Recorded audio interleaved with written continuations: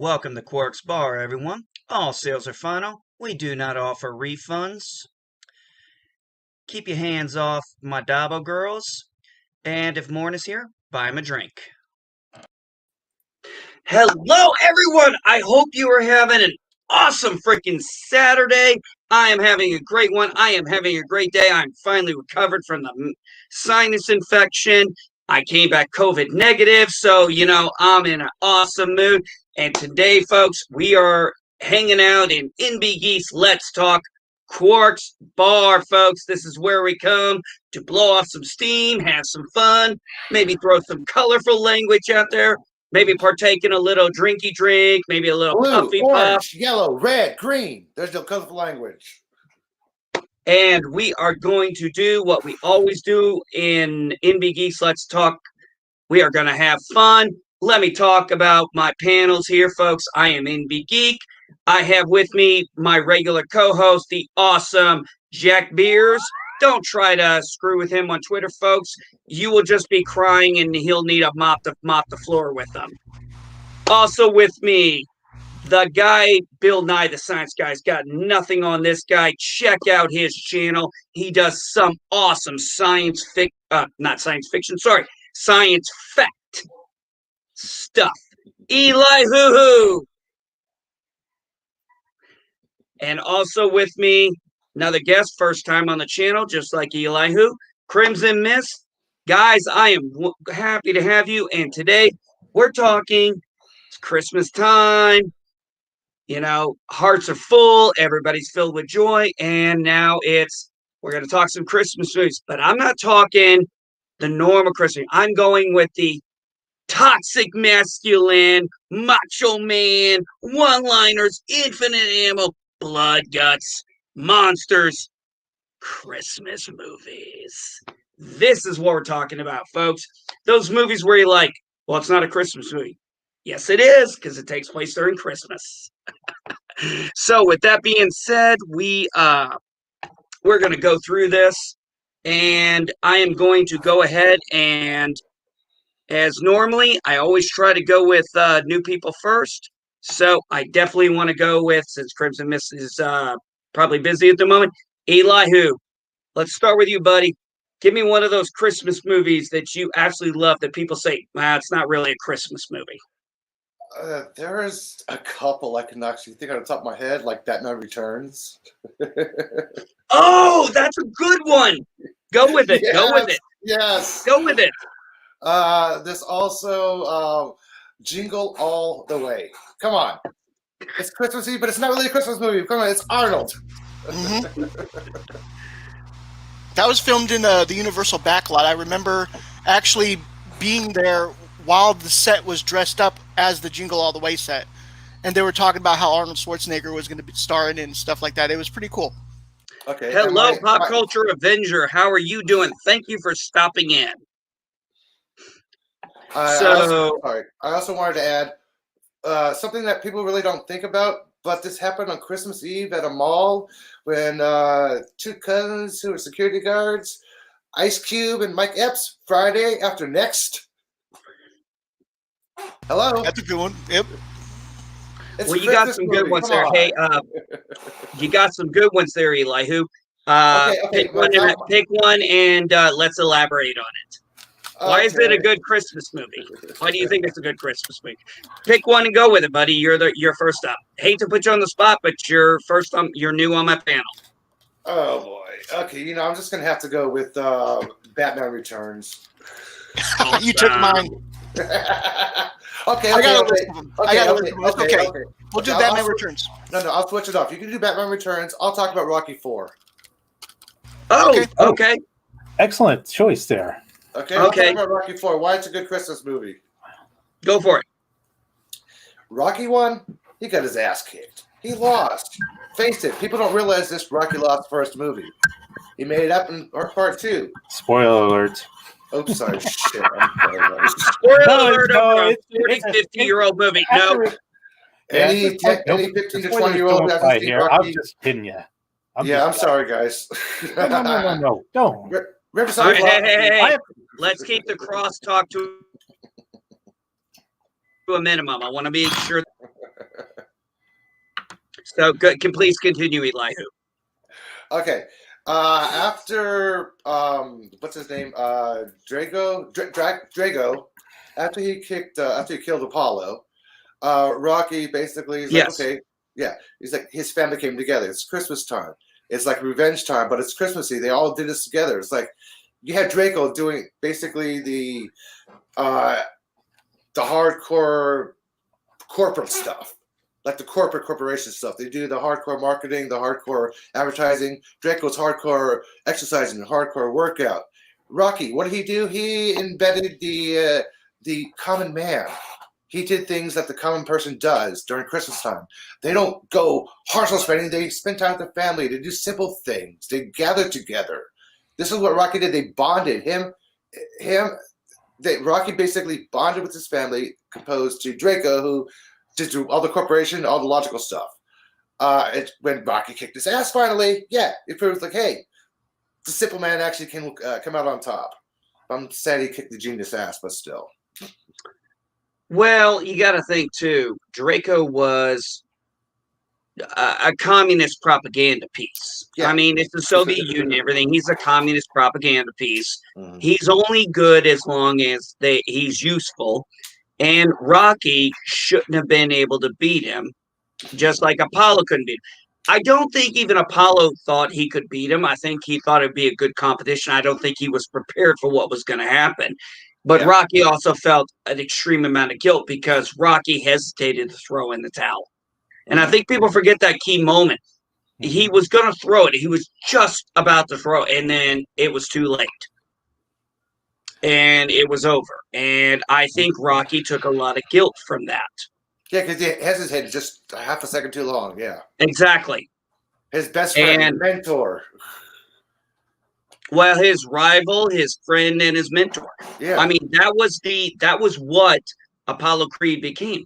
We got to remember he was the rival in the first movie. He was the rival in the second movie. But at the end of the second movie, we see them kind of go have a friendly match with each other, and it's like, okay, they've obviously made peace with everything. And then we get to Rocky 3 when he goes up against Mr. T. And, Apollo sees things in Rocky that other people hadn't. And remember, he's already lost his mentor. His trainer. Mickey, his trainer. Mickey, thank you. Yeah. He's already lost Mickey. And now at this point, he's lost his best friend. He's already lost his mentor. Now he's lost his best friend. And also, in some ways, mentor. Because you're right, Eli, he was somewhat of a mentor. Yeah. If I may chime in, there's Absolutely. I'm not a huge boxing fan, but I just had to point out Rocky 4. Sorry, guys. Yeah. No, please. It's a unique. That's a really No, Elihu. This is why I do these streams like this. You're bringing up a movie I would never have thought of at that moment, so that's the perfect thing. Yes, Mist. Go ahead, Jack. Afterwards, give your thoughts on it. Okay. That's what the whole point of this is about. There's another element with Rocky 4 because, for one thing, because it's taken on Christmas, we also see Rocky's son and his friends. They're watching the fight right in front of a Christmas tree, so you get that Christmas iconography. But there's another element in that they're fighting in Moscow, so this is a handmade, handpicked crowd that is supposed to be rooting for Ivan to help fuel the Soviet propaganda. And at first, they are cheering for Ivan, but while booing for Rocky. But then a funny thing happens along the way. The crowd changes. They're seeing how the fight is going, and they're seeing Rocky, and they're starting to cheer for him. And at the end, everyone's cheering for Rocky. They respect him. Whereas Ivan, he's just a tool for the Soviet government. And it's sad because he was a good fighter. Yep. And he was tossed out like trash. I think we need to remember this. And I don't mean to interrupt you, Crimson Mist. I just want to say, Drago was not a bad person. He was just a tool used, and he was a product of of the Soviet government, Mm-hmm. and Even, that's it. And once he was no longer useful, they tossed him aside. yep. And They even it's injected him unfair, with, but it's how it was. they even injected him with steroids. I mean, and that's something that Rocky did in the first movie until he weaned away from it, so that he could improve himself as a boxer and be more. I think steroids were still legal back then. True, but they weren't testing it then. Yeah. But to finish my thought here, once the fight is over, Rocky wins, and he's addressing the crowd, and he's saying, "Well, I didn't care much for you, but now I'm seeing," he's expressing his thank you and gratitude to the crowd, and the crowd returns in favor. And that's one theme that sometimes get glossed over with Christmas movies, and that is one of the themes is peace on earth, goodwill towards men. At the end, we see kind of the warming of a relation between Rocky and a very what was supposed to be a hostile crowd. Now the crowd is kind of seeing an American for the first time, and they don't see him as a bad guy. They see him as, just like one of them, more or less. As in the end, it's kind of, which is another movie that kind of helps with the thawing of relations between the U.S. and the Soviet Union back in the 80s. So that's those are great thoughts and great points, guys. I never would have. I mean, I've seen Rocky IV, obviously, but I never made those parallels. And it's great. That's why I like this kind of stuff, because we get different thoughts, different ideas, different points of view. And of course, that's what geek culture is all about. Mm-hmm. So, Elihu, do you have anything you want to add to Rocky IV?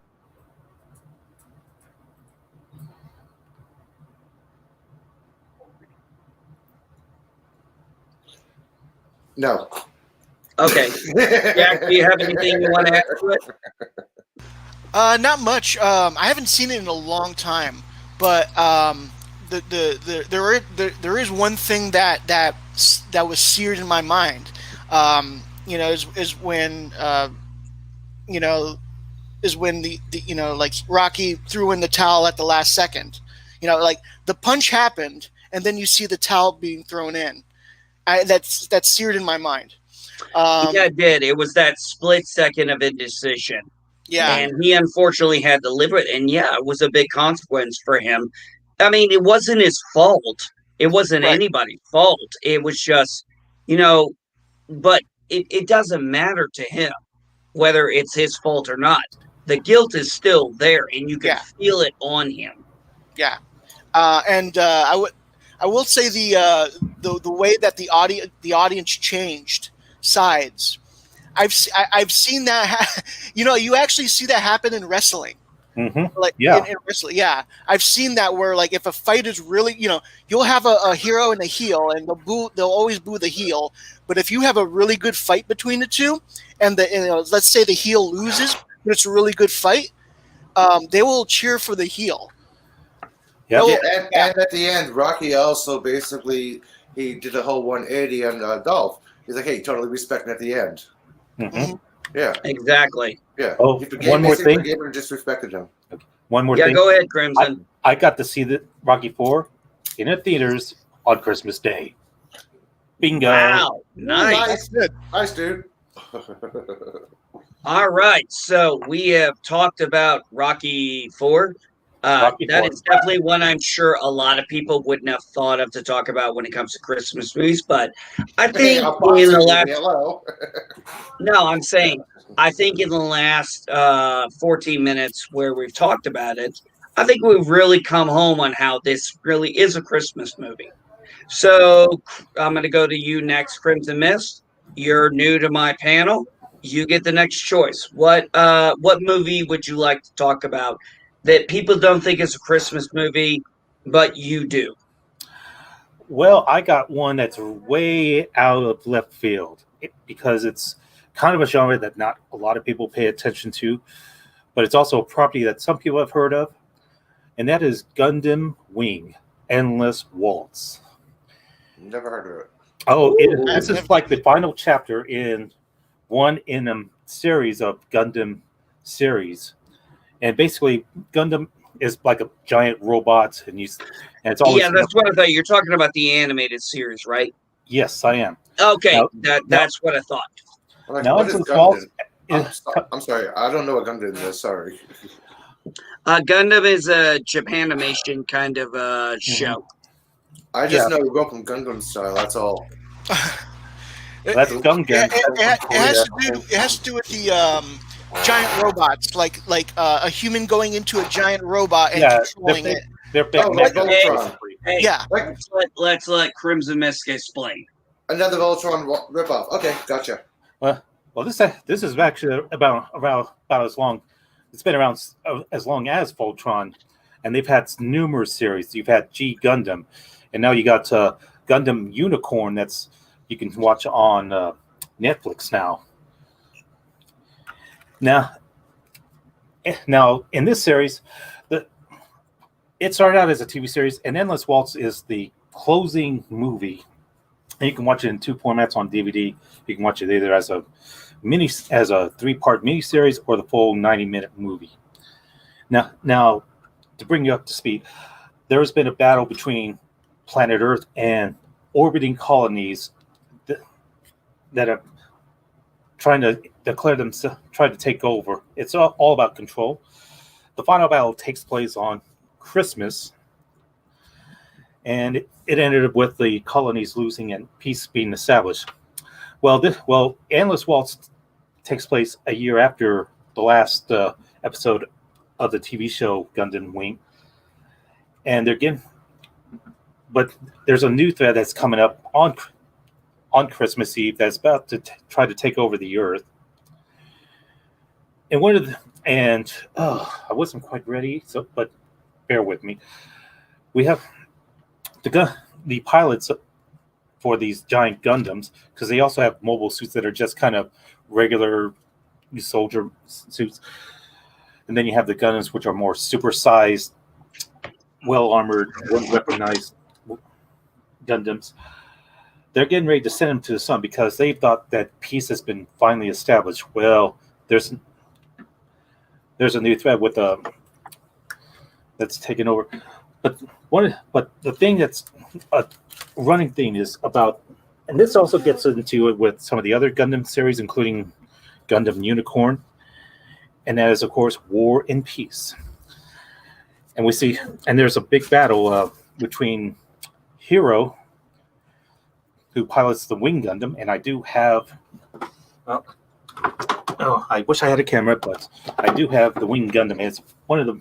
If you ever do a search, you can. It's one of those recognizable ones. It has a gun with giant wings, and Like Robotech. yeah, and it gets into this dissertation on why people must fight and why there's war going on.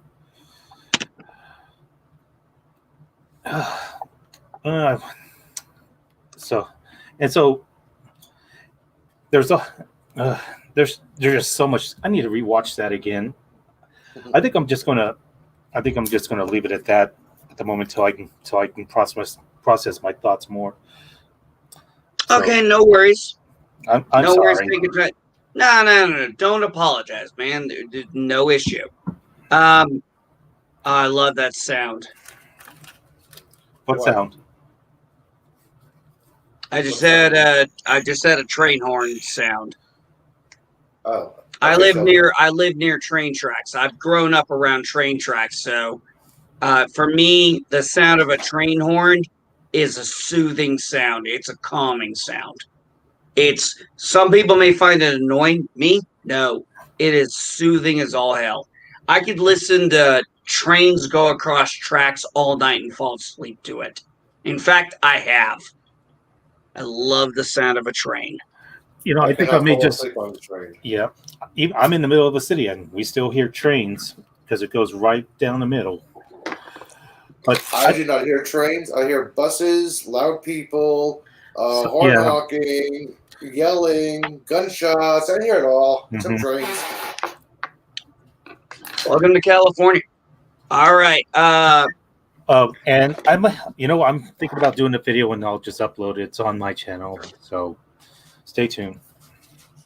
Oh, and if I do things that like I scratch my nose and stuff, those aren't professional. It's because I'm an amateur, folks. Sorry, I do this for fun. I don't get paid. YouTube might get paid, but I sure as fuck ain't getting paid for this shit. My reward is I get to hang out with these awesome freaking people. What was this? MB Geeks, let's talk. Was it too long, one short, one long blast on the horn? Those are train signals. Yeah, I know those are Usually, train yeah. signals. It's letting you know it's crossing. Because I know the thing. There's a crossroad right up there. So it was letting you know it was going. Yeah, I do know those. I do know about the signals. Also quite enjoy them. They're kind of fun. So, all right. Jack Beer is my co-host. Yes. What you got, man? What you want to talk about? All right, I'm going to talk about the best Christmas movie of all. You've Got Mail. I'm kidding. It's Batman Returns. You got mail. You Got Mail. That was that was also a Christmas adjacent movie, I guess, because it happened during Christmas. I know. But I love that movie. That was Sorry. what? Tom Hanks. What was that? Tom Hanks and Meg Ryan, right? Yes. Tom Hanks and yeah, exactly. Meg Ryan. It was their third movie together. First one was Joe versus Volcano. I love that movie. It's So, so yeah, it was pretty campy good. as hell. It is. It's campy as hell. And by the way, there's in the background of the movie in a scene, there's a Statue of Liberty thing in the mall, right? Mhm. That was later mistaken. That prop was later mistaken and sold as the Statue of Liberty from Planet of the Apes. Oh no Oh, way! my God. Look it up, and then there was like lawsuits and stuff that happened too. But you can look at you look at the statue, and then you look at the movie, and it's obvious that they're not the same thing. Oh my gosh. Yeah, that was All a right, so go ahead, talk about the movie. So Batman Returns. So Great movie, by the way. Yes, yeah, it is. came out in 1992, and the first one came out in 1989. So this one came out in 1992. 3 years And later. It starred not just Michael Keaton, my favorite Batman personally, but it also starred my favorite Catwoman, Michelle Pfeiffer. Wow. And now, Christopher Walken was in it. Christopher Walken was in it. In fact, he does a speech in front of the Christmas tree. Danny DeVito. Danny DeVito. Yes. This is one of Did you one of know- Danny sorry, DeVito's best.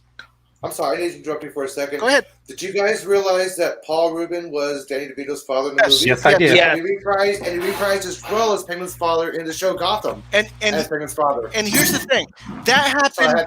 Sorry. That happened shortly after he got in trouble for The Thing. Yeah. So I just found it fascinating that he reprised his role as Penguin's father in the show. yeah, he actually helped.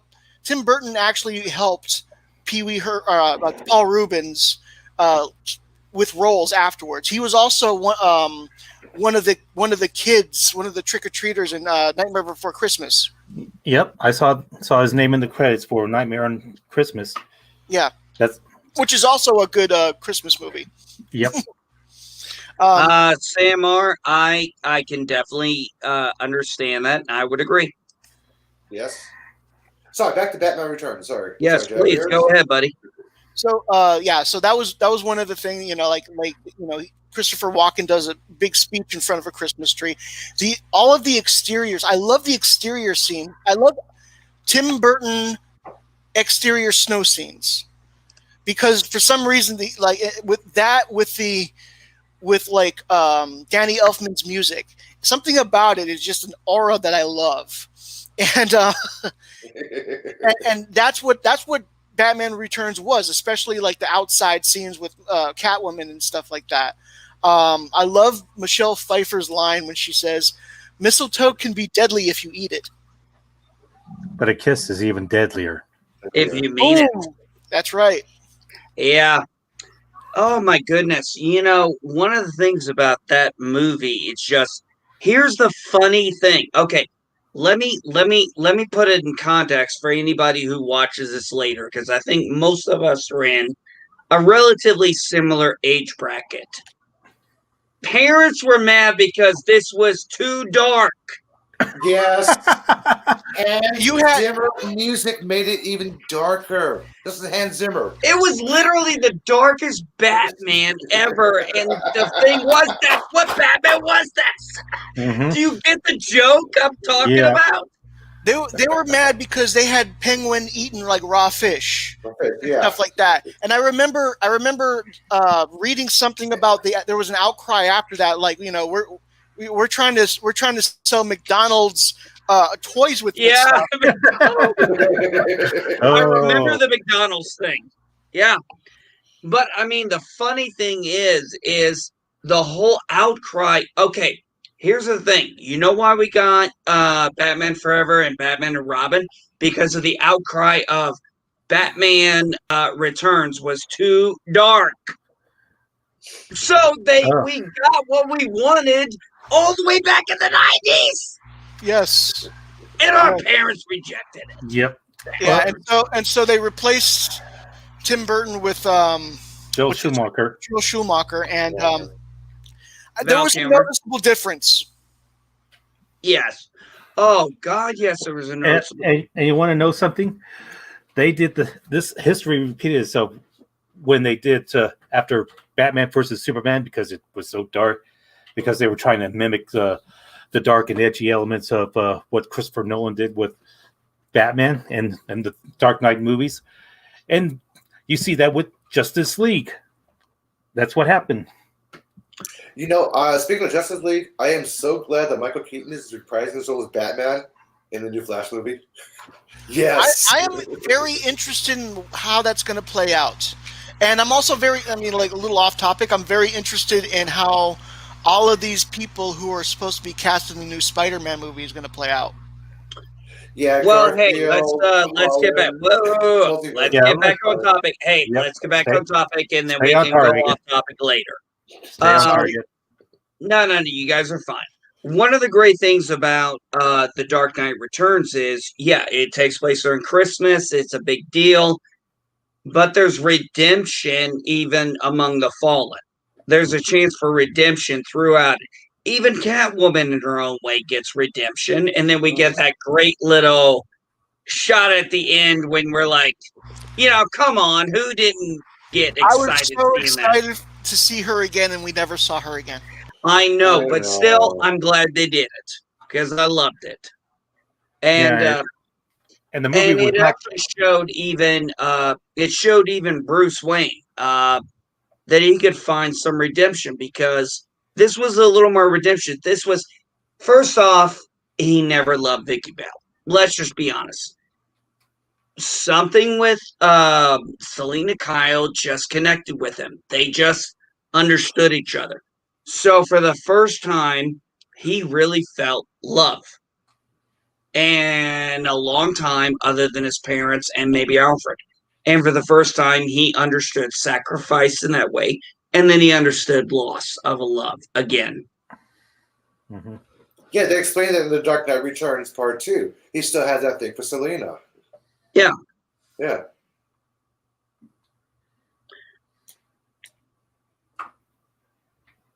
But yeah, I can see why it's great. I mean, you know, you have the people like the Penguin, Catwoman, Christopher Walken's character, the Mr. Shrek, and remember his name was Shrek, right? Yeah. Danny DeVito's character, like that Penguin character, was my favorite. You know what I mean? Like, I loved like the 1960s Penguin and everything. But Yeah. Burgess You know, Meredith. thank you. And he did such a good job with the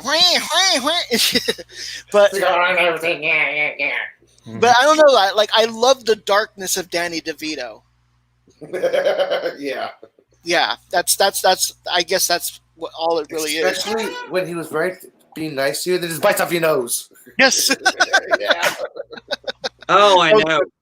Well, we got to remember and then he too. becomes He mayor. was just Or like he runs for mayor. He runs for mayor. yeah. He runs for mayor. Yeah, basically, he's running in what would be a recall election. Mm. And of course, Christopher Walker's character Shrek is, of course, doing all the manipulation because he wants power. Exactly. And it, of course, backfires because Bruce Wayne is smarter than anybody. And it was actually great because we did get to see him be a little bit of a detective. Yes, and that's he played actually good what Bruce Wayne. see, here's what I'm hoping for. This new Batman movie that's coming out. They're making it sound like it's going to be a detective noir. Look, I'm all about Batman kicking ass in his gadgets. But Batman is the world's greatest detective. Mhm. I want to see him be a detective like I've seen in the comics. You know, NBG. Which Batman are we every talking time about here? Is it every time. the Twilight guy one? Hold on a second, Jack. What Eli? So it's the new Nolan movie. I go into every single movie as an automatic 10 rating. Then it goes down. If there's a Batman backstory at the beginning of this movie, it's automatically losing 1 point on me.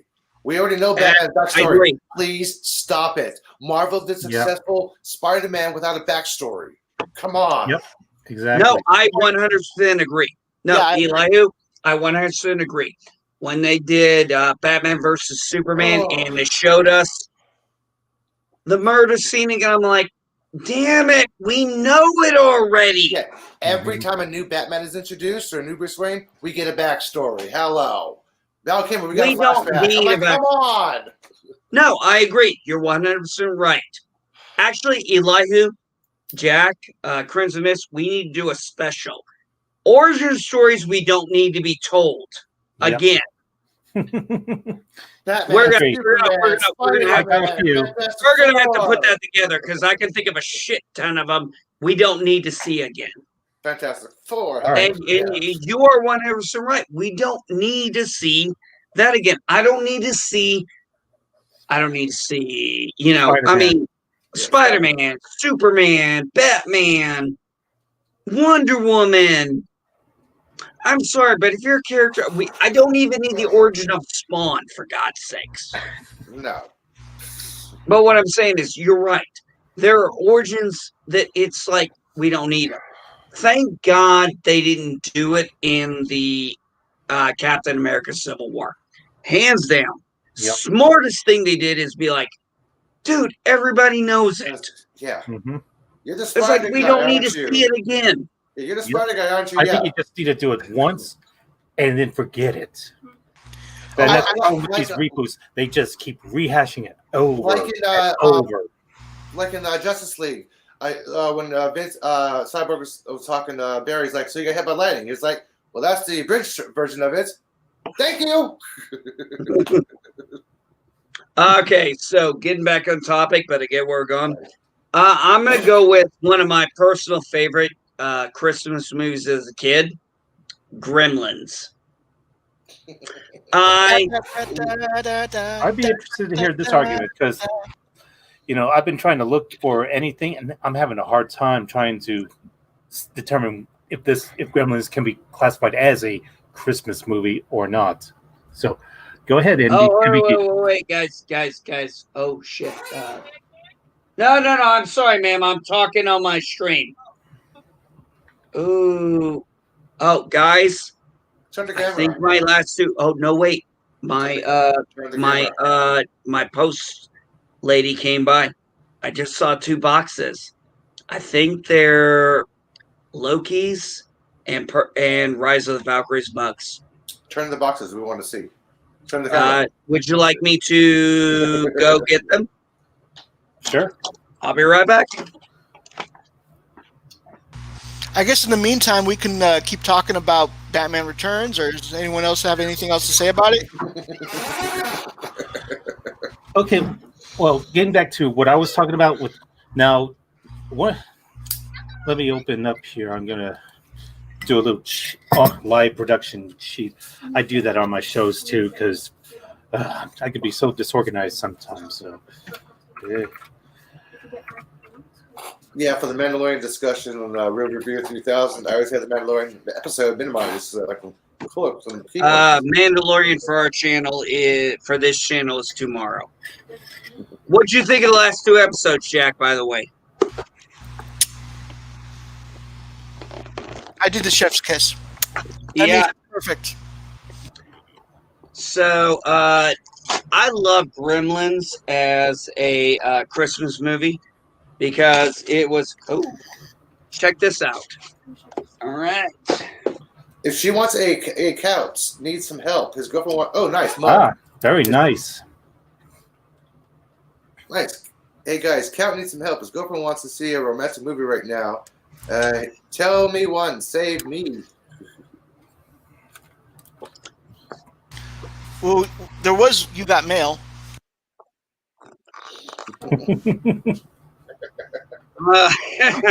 Edward Scissorhand.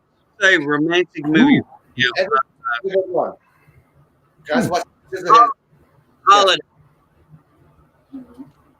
I think Holiday is a good movie. If you want a good romance movie, I think Holiday. No, he wants to be safe from seeing a romance movie. So go by Jack Beard's suggestion, Edward Scissorhands. Or Bad Santa. or bad Mom's Christmas. All right, here's the other one. Ta-da. Oh, Loki's Cupcake too. Nice. Or you guys can just go see Friday After Next. Or Krampus. Or how about classic Santa with Muscles, Hulk Hogan. Yeah, I just watched White Christmas last night. So Wow. that kind of helped me put me in the mood for Christmas. Okay, Yeah. okay, I got a Christmas movie for you guys. That's romantic and action for a romantic couple. Eyes Wide Shut. Only if it's the director's. Romantic to me, buddy. Nah, I want to go back to Gremlins. Okay, let's get back to Gremlins. Let's talk about Gremlins. Okay, great. Yeah. Let's talk about Gremlins. So, the story starts at mind you, this is the movie. This movie is the reason why PG-13 exists. Yep. And if you don't believe me, YouTube it. It's the truth. Yep. The premise of this movie, he's looking for something. He's trying to get something while he goes home because the guy's a traveling salesman. And, well, he's a shitty one at that because the inventions suck. But they have this thing called Mogwai. And it's like Mogwai not for sale. And the little kid sells it to him. And he tells him rules. He sells it to a can't be little in kid. sunlight. Don't get him wet. And he can't eat after midnight. Those are the 3 rules. So, well, of course, what happens? We find out bright light hurts them, kills them. I used to be able to do a really good impression of Gizmo. I can't do it anymore. My voice can't. And then you have my balls are down there.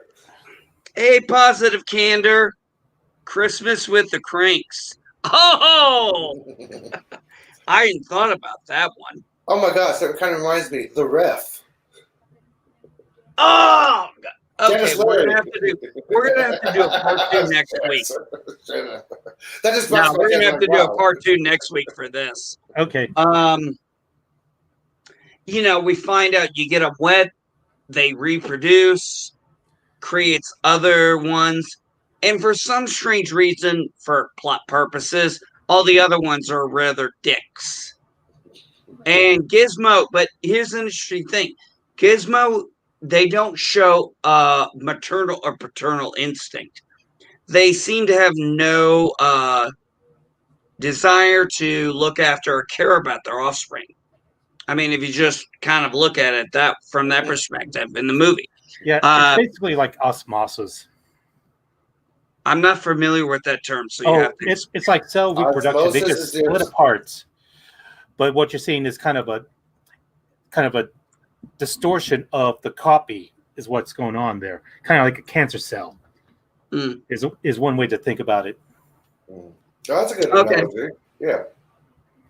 And then for some reason, if you can't feed him after midnight, which let's be honest, folks, Because he would that become a was gremlin. the stupidest rule of the whole thing. They cleared it up in part 2 on the plane discussion. Exactly. Time zones? Yeah, Yeah, I and- know. Come on. And they even talked about this in Gremlins 2, the new batch. Yeah. Yeah. I mean, at the time we didn't question it, and I was like, wait a minute, it's midnight somewhere. Yeah, I know. Oh, it's like, oh, God. But it's still a good movie, you know. Gizmo goes, and then all of a sudden we got all the gremlins, and you gotta admit, those props were scary as fuck. I've always wanted an animatronic gremlin. Oh, absolutely. If I you would go love to that. if you go to Adam Savage's tested page, he Yeah. has a couple of videos on animatronic gremlins that were sold off on auction, and they were being restored, and it was actually like a really interesting thing for me to see, like the actual props. I so want one. I don't need a real one. I just want like someone to make me a reproduction of one. Yeah, when Okay. Baby Yoda is unavailable, should do that's the a, next best thing. Adam should do a build your own, do one of those craft your own, build your own little animatronic things. Like how to build a gremlin, how to build a Grogu. That would be awesome. That would be awesome. Well, remember, it was kind of funny because that movie actually had a little karma catching up. Remember, you had that one bitter old bitch in the wheelchair that went up, and she would always toss cold water on the kids. And then it was like she comes out there, and the gremlins are out there. It's like, oh God, she can't throw. If she had thrown water on them. Oh, let's think about this. Remember when Stripe went in the water and it was kind of campy because he's holding his nose, and all of a sudden, bubbles. You're like, you could be a kid, which I was, and you're like, oh shit. This is gonna be. And then we see them kind of crawl up, you know, the animatronics and the live puppetry. I tell you what, I don't care if anybody says that doesn't hold up. It would look better that way than it would CGI'd. Mhm. Yeah, Agreed. the puppets, no CGI gremlins. And you do see the Gremlins walking, but that's stop motion animation there. Exactly, 1984. but it's done great. Mm-hmm. My favorite scene in that movie, literally, is where they're doing Christmas carols, and the lady's like, fucking carol. And so she That's goes what out I was and just yells. talking about, Jack.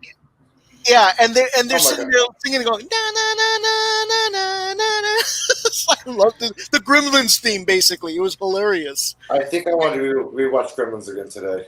Yeah. Me too, me too. My favorite part Oh, is me watching too. them I in think I'm gonna have to the rewatch bar. Gremlins after this. Yeah, watching them in the Uh, bar and seeing them doing each one of them doing their own thing. They kind of develop their own personality. But it's also like a callback and parody of other properties at the time, like Flashdance or detective movies or what have you. And they're fun to watch.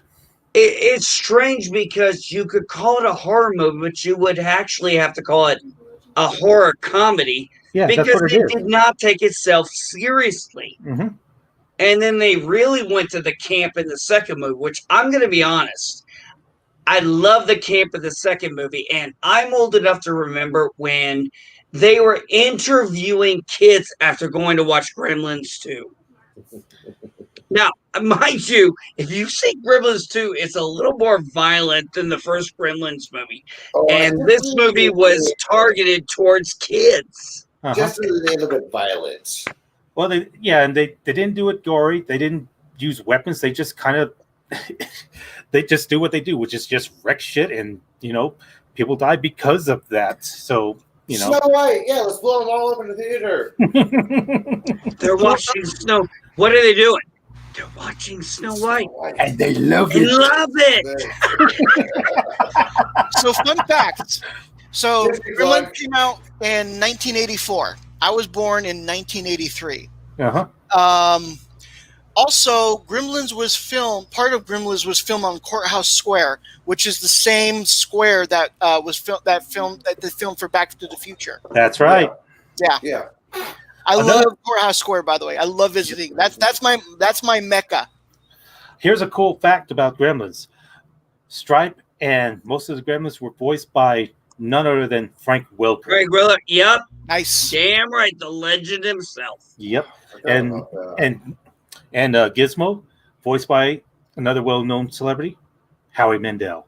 Yep. And Yeah. this was kind of Really before he did early his in his career. Bobby's World stand-up, because it kind of sounds like Bobby's World if you ever watched that show. It was a cartoon show on Fox back in the 90s. Yeah, Bobby was his character that he developed on Yep. stage. His Fat Joe character, I've got to do Bobby's voice. Shit. I just go with do Bobby. Yeah, but I mean, it was Frank Wheeler is a master voice actor. Yeah, he's been there a long time. He Maybe is one of the greatest. I mean, he has been there through all kinds of voices. Some you recognize, some you were like, you're shocked he even played. I was once a man. Yep. Yeah, that's Cobra! Commander. Cobra! See, I knew that. He was Yeah. Commander, Starscream. If you thought you were going to Scooby-Doo. get that one over on us, oh no, we're too I old was- to remember I that. was Come hoping on, to. I remember G.I. Joe the movie, okay? I was hoping to meet him this year at Fan X along with Peter Cullen, because Cullen, of course, the voice of Optimus Prime, but of course, things just didn't work out. So hopefully next year, knock on wood, cross fingers, they'll both be there. Well, good luck to that, and I hope you meet him, and I hope you have a pleasant experience. Yep. And with that said, folks, we are getting at the 47-minute mark. We just passed it. One of mine in the community, Bird of Prey 5, is about to start his cinema I think he did. Saturday. If anybody has the link, shoot it in. If not, it's pretty simple. It's Bird of Prey 5. Go look it up. It's a watch party tonight. He's doing National Lampoon's He's doing it right Christmas now. Vacation. It's happening right now, by the way. I thought he wasn't supposed to start till 3. Well, he's doing it right now, so Well, if you want to, folks, go over there and enjoy it. If not, go do whatever. Check out whatever thing you want to do. Me, I'm going to be honest. I'm going to go play a game of Risk. But I want to say to all of you, Jack Beers, as always, my favorite co-host, thank you for attending. I'll see you tomorrow where we talk the last 2 episodes of The Mandalorian. Awesome. Oh, we're going to have some fun talking this. We might go over an hour. I'm fairly certain. I think these last 2 episodes we're going to go over an hour. Crimson Mist, Elihu, thank you for coming on. I appreciate it. It was great having you. I hope you can come back again sometime. Yeah, I'll do my homework next time. Oh, no. No worries. Hey, no worries. It's all about having fun. Trust me, I've been many of conversations on other panels where I haven't said a damn thing because I'm like, I don't have anything to say. yeah, that's already been talked about. Yeah, he just said that. I'm gonna copy him. Yeah, everybody said what I wanted to say. Man, shit. But with that being said, folks, it's time for the outro. Peace and long life. Take care.